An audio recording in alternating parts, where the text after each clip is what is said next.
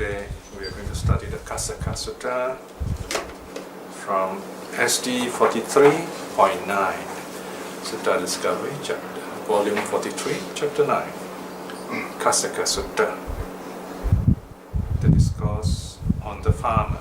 Kasaka means farmer. And the sutta reference is S 4.19.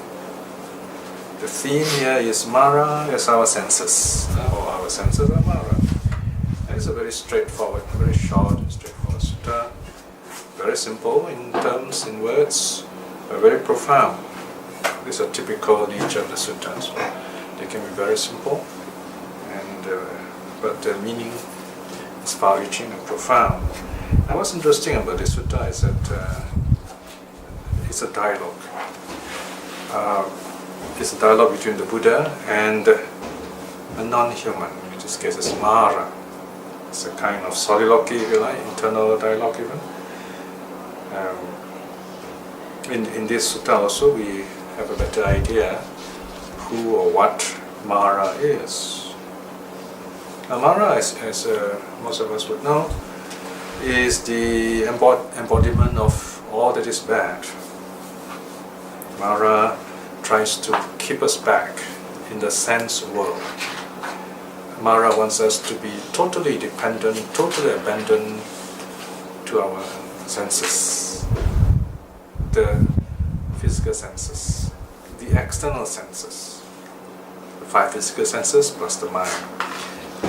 They're called external in the sense that we depend on them, we look at things outside of us, and we kind of get attached to them, or we don't like them, get bored with them, and so on.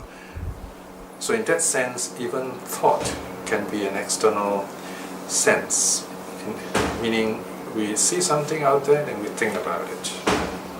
So these 6 external senses distract us, sap our energy, and so that we become befuddled, we can't focus, we're not wise. So the idea is to focus our mind. And when our minds are focused, especially in meditation, and we're happily meditating, then Mara will miss us. In other words, as the 6 sense doors, whenever they are open, even when one is open, you're inviting Mara to come into your life. And Mara is telling you, go on doing it, it's good for you. Keep on seeing, keep on liking it, or keep on disliking it. So you get caught in this ding-dong battle. In other words, this whole of samsara, the whole of the sense world is under Mara's domain. Now what's interesting is, we say sense world, but not the form world or formless world. Because those are the jhanic or jhana worlds. They are worlds that are beyond and above the physical senses. However, there is at least one sutta where Mara appears even in among the Brahmas. A very special situation here. So here we can see that the stories, they are kind of didactic, or they're kind of showing us that even in the higher realms of the heavens, if there is no understanding of the 3 characteristics, Mara can be present. In other words, Mara also can be present in the form of impermanence. So you can be reborn in the highest heavens, but you may stay there for a really long time, but when the karma ends, you come back. You go down. What goes up must come down, in other words. So the Buddhist idea is that heaven is not something desirable. It's just like a momentary holiday spot. You go there when your karma is good, and then once your karma is over, you fall like snakes in a game of snakes and ladder. You go straight to hell. Even the gods, once your karma are finished. So here, what we should do is we have to build up this wonderful good karma of mental peace and wisdom, and attain at least stream winning, the lowest level of awakening. Then you will never fall below the human plane. You'll never fall into the subhuman planes. Mara also, in a sense, take charge of the subhuman planes. But he doesn't bother too much of the subhuman planes because a lot of sufferings going on there. We have another figure that kind of takes charge of the hells, if you like. That's King Yama. That's another story. Okay? So Mara is the being that kind of, if you like, rules the sense world, wanting us to be addicted, caught up with enjoyment of the senses, in other words. In other words, forgetting about personal development, forgetting about the quest for liberation, to be awakened. So, Mara is our senses.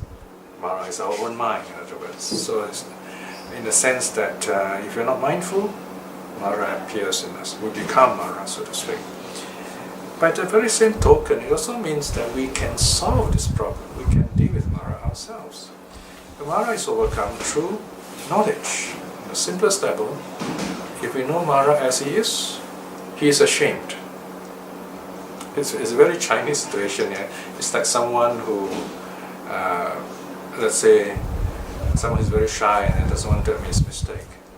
But he's very proud about it, and then someone else just say, I know you make a mistake, and this person will feel very bad about it. Or he's not going to, he's trying to make you angry, but he won't be able to do it because you tell him, I know you're going to make me angry. The sort of kind of knowledge stops Mara.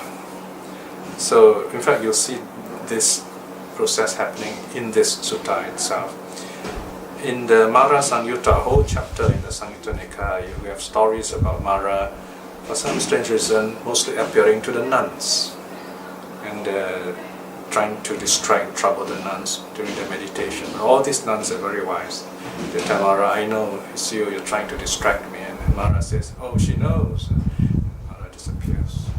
So we overcome Mara through knowledge. It's just like someone trying to make you angry. So you tell yourself, I know you're Mara, you're trying to make me angry, but I'm not going to be angry. Something like that, yeah? Another way of talking about it is you know yourself. You know yourself and you know what's going on and you're not going to get angry. So knowledge is power in this sense, a spiritual power. Having said that, let's look at the story now. The translation is on page 141. The discourse on the farmer, S4.19. At Savatthi, now at that time the Blessed One was instructing, inspiring, rousing and gladdening the monks with a talk connected with Nirvana. So it is a very profound talk here. So first of all, the Buddha simply gives the Dharma to the monks. He says, okay, this is the subject, and then he inspires them, says happy things about the teaching. Then he rouses them, saying what are the benefits, so that they are inspired to practice, and then finally makes them feel happy. Say, well, you've tried, and this is good for you because you're heading for awakening. So these are the 4 basic stages of teaching. So there are various references that you can look at and study for the teachings connected with this 4 stages of Dharma teaching: instructing, inspiring, rousing, and gladdening. This is a stock phrase you find recurring in many places in the suttas. So it's not just any topic, it's about Nirvana. And Mara hates Nirvana. And the monks were all ears, attentively, intently applying all their mind, listening to the Dharma. Because here with the Buddha talking, the monks of course very keen to listen and learn how to attain Nirvana themselves. Okay, so that's the opening. Then it occurred to Mara, the bad one. This recluse is instructing, inspiring, rousing and gladdening the monks with a talk connected with Nirvana. So here you see, obviously Mara himself also is listening. So he's trying to distract both the teacher and the students. And he goes on, he says, and the monks are all ears, attentively, intently applying all their mind, listening to the Dharma. What now if I were to approach the recluse Gotama to spread blindness? Like there you are. So usually he would instill fear, especially in meditators. There are stories, for example, where the monks are meditating, they sound this big loud sound, as if the earth is splitting asunder in one case. And this terrified monk goes to the Buddha and says, "Wow, I heard this noise." And the Buddha just smiles and says, "It's Mara." Okay, so this is what you do. You say, "Mara, I notice you." You start just saying, "I notice you," and then you win the game. Another time, Mara would spread this blinding darkness. Again, the Buddha said, "Mara, I notice you." So here, Mara instills fear. So again, in meditation, you find sometimes fear may arise. You're sitting alone in the forest or some remote place. So just say, "That's Mara." Okay. So here, Mara says, "Going to spread blindness." Then Mara, the bad one, assumed the form of a farmer. It's not really a farmer, but he assumed the form of a farmer, bearing a large plough on his shoulder, holding a long goad, his hair disheveled, wearing hempen garments, his feet smeared with mud, and appearing before the Blessed One. Said this. Perhaps you have seen some oxen recluse, right? So notice, he asks the Buddha a rather totally unrelated question. Now here is the Buddha talking to the monks, and Mara appears to him and says, "Have you seen some of my oxen, some of my cows?" Of course, the Buddha knows him. The Buddha says, "What bad one have I to do with oxen?" Right? Now, of course, once you see this dialogue, we have a good idea that the Buddha is giving this teaching in the open air.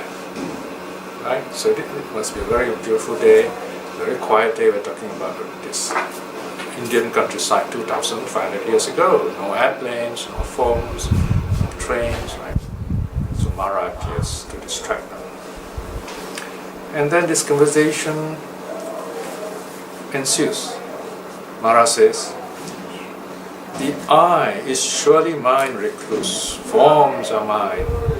Eye contact and its consciousness base are mine.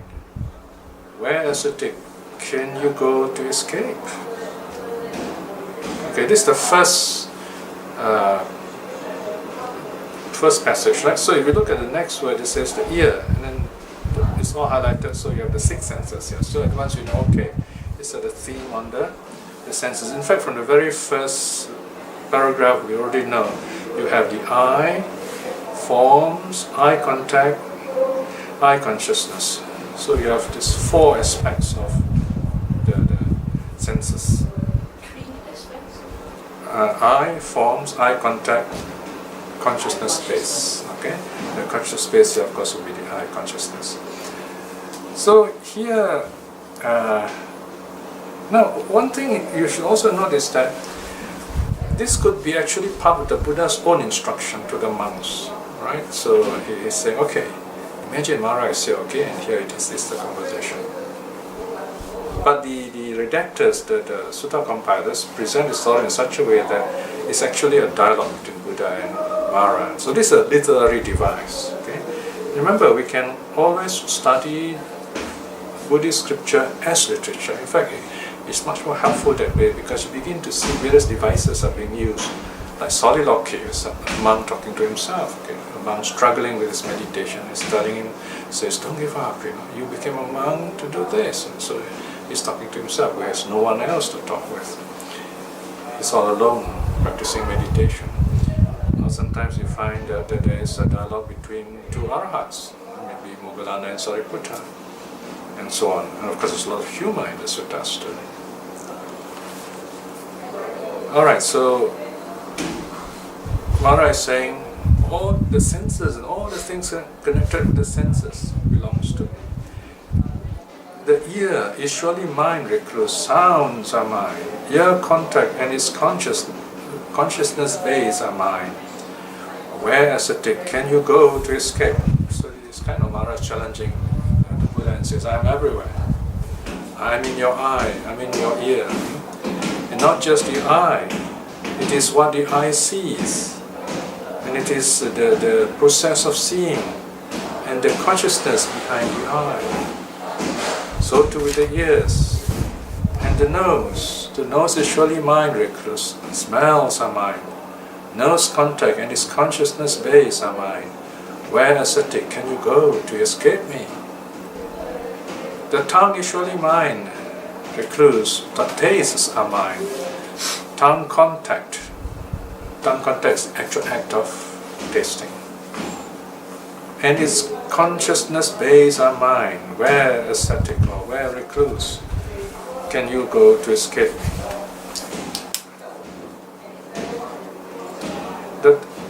The body is surely mine, recluse. Touches are mine. Body contact and its consciousness base are mine. Where, ascetic, can you go to escape me? Okay, these are the 5 physical senses. And then you have the mind. The mind also is regarded as a sense in early Buddhism, because the mind creates its own objects too. The mind is surely mine, recluse. Thoughts are mine. Mind contact and its consciousness base are mine. Where, ascetic, can you go to escape me? So Mara is boasting. He says, I'm everywhere. This is my realm. I am the Lord of all this sense world. You can't escape me. Can the Buddha escape Mara? So here's the Buddha's reply. The Buddha says, the eye indeed is yours, bad one. Forms are yours. Eye contact and its consciousness base are yours. Okay, so the Buddha says, yes, you're right, it's all yours. So what the Buddha says, I have no problem with that. But there's a big but to it. Huh? But, bad one, where there is no eye, no forms, no eye contact and its consciousness base, you cannot go there, bad one. Right? So the Buddha turns the table against Mara, answers Mara in his own coins, and say, okay, you claim there is the eye and all these other aspects of the eye present, you can come, but not if there are none of them. And Mara has no answer for that. So this is a counter-reflection. Okay? The ear indeed is yours, bad one. Sounds are yours.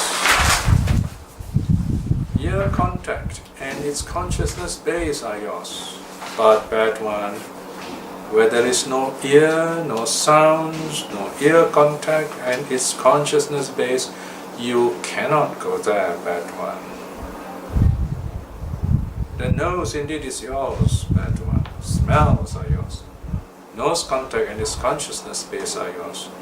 But, bad one, where there is no nose, no smells, no nose contact and its consciousness base, you cannot go there, bad one. The tongue is indeed yours, bad one. Tastes are yours. Tongue contact and its consciousness base are yours. But, bad one, where there is no tongue, no taste, no tongue contact and its consciousness base, you cannot go there, bad one. The body is indeed yours, bad one. Touches are yours. Body contact and its consciousness base are yours. But, bad one, where there is no body, no touches, no body contact and its consciousness base, you cannot go there, bad one. The mind is indeed yours, bad one. Thoughts are yours. Mind contact and its consciousness base are yours. But, bad one, where there is no mind, no thoughts, no mind contact and its consciousness base, you cannot go there, bad one. Right? So Mara is being paid back in his own coins.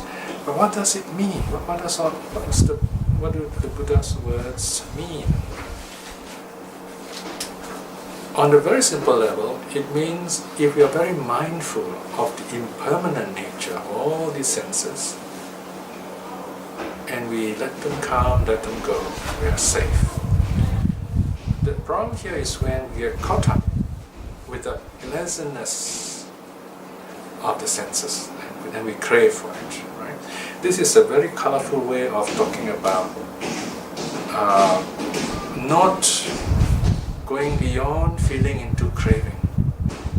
In other words, feeling arises in us when we experience something. For example, we are eating a really nice plate of food, we like it, and There's nothing wrong with enjoying food. It feels very good. And what's the best way to enjoy food? Is to chew it mindfully and reflecting on the food as you eat. And when it's finished, you feel full and you don't think about the food anyway because you're full. You don't say, I want some more. If you keep getting this most wonderful food that you like again and again, you get sick of it anyway. Then you go on to crave for something else. So in other words, it's okay to enjoy good things, but you must know when to stop.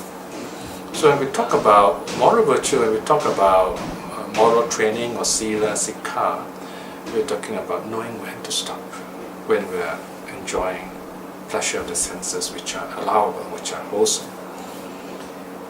If we do not know when to stop, then Mara say, aha, you are mine. Okay? So this is on a simple daily level. Now on the deeper level, we're talking about meditation. Even on a very simple level of meditation, you sit peacefully and you're able to let go of thoughts. You're thought free. At that moment when you're thought free, you're also Mara free. So this is on a very simple level. Well, of course, we are not experts, so the thoughts come back, and then we go back to our daily routine. Then you attain jhana. Once you attain jhana, you're well beyond the body, all the five physical senses and the mind and the external processes of thinking. We know that in deep dhyana, the thinking and knowing as we know it, as we know them, stops. There's only what's called a trace or a residue of formation, just enough to keep us going. We know, or should I say we feel there is this joy, feeling, pati samvedeti. That means you know this feeling, that's all.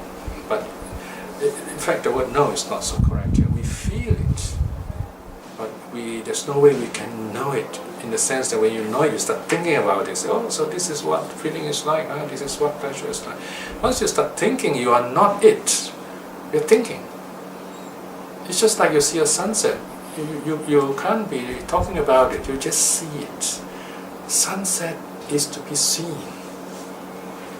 Music is to be heard. So you find cultured people, when they listen to really good music, they won't talk. They won't eat groundnuts or kwachi, or they won't answer the phone definitely. So they're enjoying this music totally, completely. In other words, here in deep meditation, in deep jhana, the mind is totally free of thoughts and knowing. It's just with this joy, way out of Mara's range. Mara is totally blinded by this. Now what is ironic here, Mara says he wants to spread blindness among the monks. But when the monks do their deep meditation, Mara himself is unable to see these meditating monks. So we are safe from Mara in that way, in our reflection of impermanence, in our daily experiences, in our meditation which are thought-free, and when we attain jhana. So the sutta closes with a verse, the closing verse. The verses act like a kind of summary. Actually, Mara is the one who first says this verse. So remember, not everything is Buddha word, okay? So this is Mara's words here. But the next verse is Buddha word. But generally we say everything is Buddha word in the sense that they're connected with the Buddha's teaching in some way. Yang vadanti mama idanti, ye vadanti mamanti cha, yata chate mano ati name samana mokkasiti. That which they say it's mine, and those who speak of mine, if this is their mind here, they are not free from miracles. So whenever we speak of I, me, mine, this idea of owning something, or in the worst case scenario of narcissism, you are under the power of Mara. Okay? So Mara is saying, any time you say I, me, mine, that's my grammar. You are under my power. You just need to say I, me, mine. Now this is why in the Buddhist counseling we talk of disowning the pain. When you disown the pain, you let go of it by not owning it. In other words, we try our best to avoid using the pronouns I, me, mine. We objectify the experience. There is this pain, there is this feeling. That's what it is. Look at it as it is. That's how we disown the pain, not using I, me, mine. On a linguistic level, there's something called E-prime language, where they try to avoid using the verbs to be, is, am, was, were, and so on. For example, we say A is bad, okay? And according to this E-prime language people, that's a wrong way of talking. Nobody is anything. I mean, if you say someone is bad, you are like saying this person is like that from beginning to end, but the end hasn't happened, it's just still alive. So we must be very careful when we use the verb is. Even if I say this pen is blue, it's not correct. I mean, it has a bit of blue, yes. So, I mean, if I were to look at it in say a red light, the color would be different. So this A is B is a very tricky way of talking. So these people who use E-prime language tell us we have to rephrase. We can say, for example, in other words, we avoid using is, was, well. Use something else. For example, we can say, this pen looks blue. It's a bit closer to reality. Or this pen has tinges of blue. So when we talk about people, again, we say, A is bad when he gets angry, for example. Right? That's more correct than saying A is bad. Okay? Or you can say when A does something good, I feel happy. Right? So when we avoid these verbs to be, we tend to describe a situation more correctly. So in a sense, this also is avoiding the use of, it's like avoiding use of I, me, mine. Looking at things objectively. In other words, then you will describe things more accurately and you are dealing with the real problem. Something worth thinking about here. In case you're interested more in this kind of detail, you can read a chapter on sanya, on perception, in chapter 17, ST 17 of the Sutta Discovery. There's a double volume on the 5 aggregates. Okay, so here is Mara boasting again, saying whenever you say anything, mine or I, me, mine, you are under his power. Buddha replies, Yang wadanti natang maihang, ye wadanti nateahang, ewang papima janahi, na me magampi dakkasiti. That which they say, it's not mine. Who speaks not of I? Know this, bad one. You see neither them nor my path. There you are, the Buddha is saying, if we don't use I, me, mine, we are safe from Mara. Right? Of course, the Buddha is talking on a spiritual level here.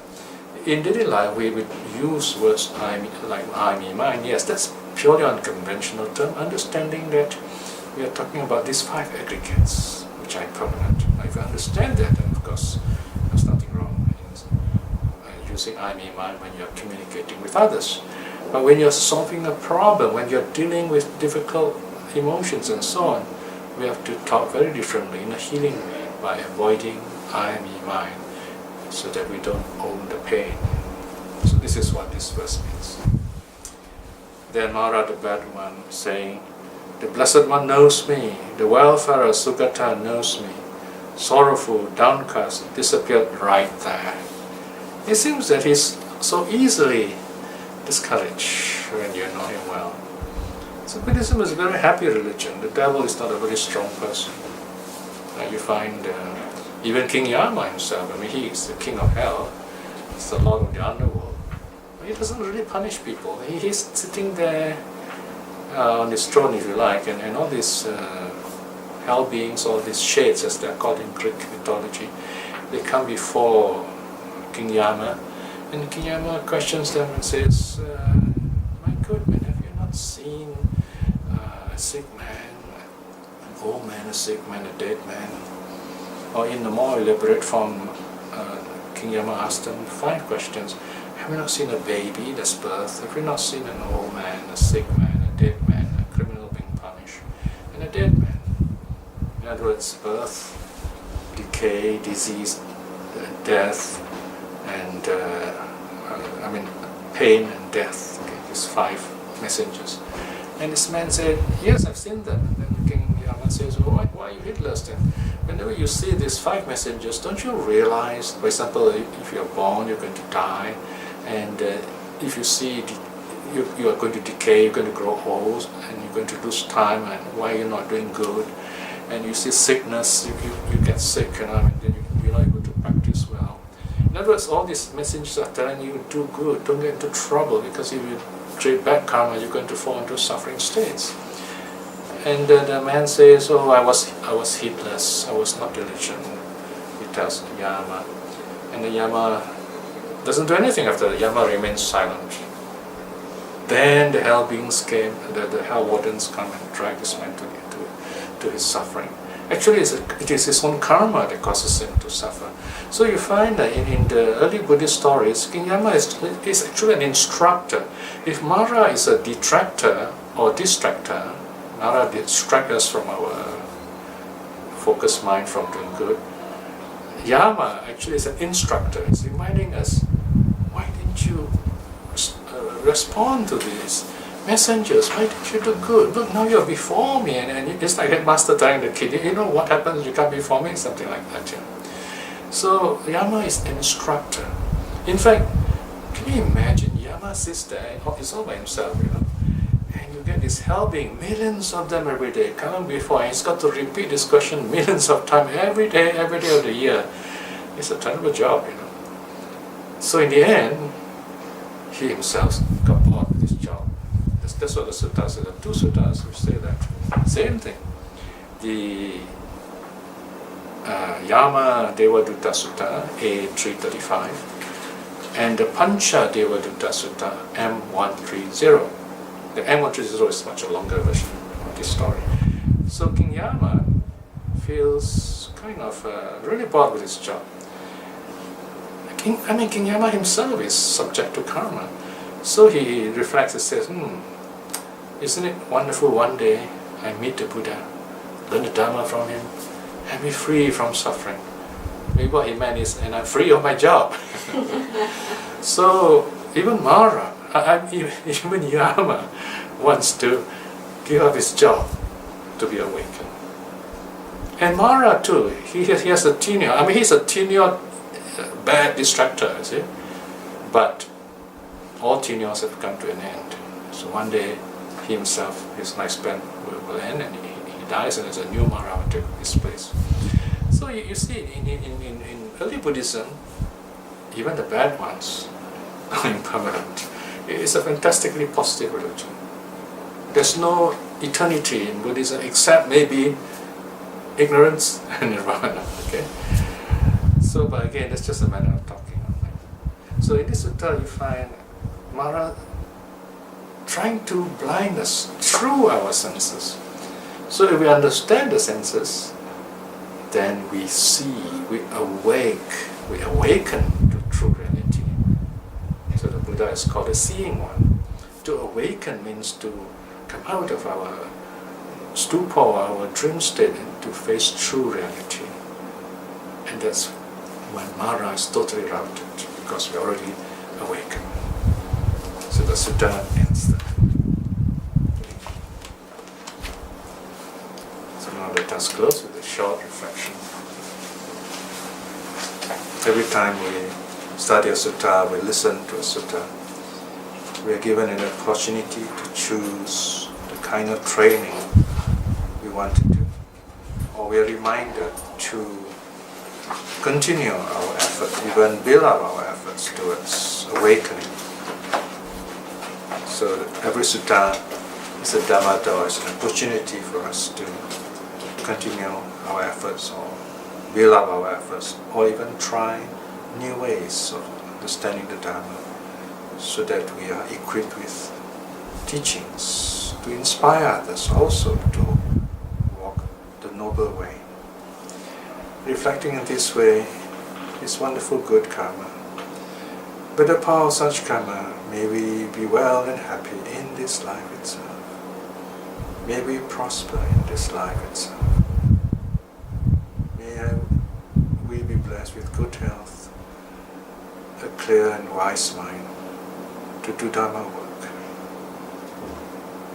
And through all the good deeds we have done, our faith in the three jewels, our practice of meditation, keeping the precepts, our practice of generosity and many other good deeds, by the power of all such karma, may we attain spiritual liberation.